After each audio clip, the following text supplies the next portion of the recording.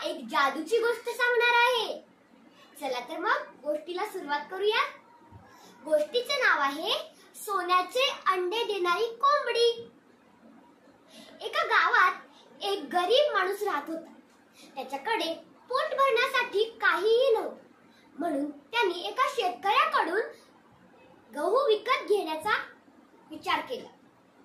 पण त्याच्याकडे गहू विकत घेण्यासाठी पुरेसे पैसे नव्हते, म्हणून त्याने त्याची कोंबडी त्या शेतकऱ्याला दिली आणि आपले गहू विकत घेतले। शेतकऱ्याच्या बायकोला हे ऐकून फार दुःख झाले। दुसऱ्या दिवशी जेव्हा शेतकऱ्याची बायको उठली तेव्हा तिला आश्चर्य वाटले, कारण त्या रात्री त्या कोंबडीने सोन्याची अंडी दिली होती। कारण ती साधीसीधी कोंबडी नव्हती, ती एक जादूची कोंबडी होती। शेतकऱ्याच्या बायकोला फार आनंद झाला। आता शेतकरी गावातला सर्वात श्रीमंत माणूस झाला होता। पण शेतकऱ्याची बायको मात्र सर्वात लोभी स्त्री होती। एके दिवशी शेतकरी घरात नसताना तिने त्या कोंबडीला कापण्याचा विचार केला।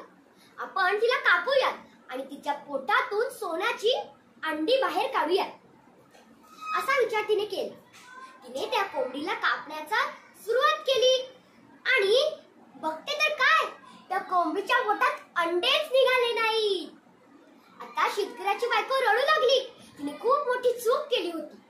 शेतकऱ्याच्या बायकोला तिची चूक कळली होती, पण आता फार उशीर झाला होता।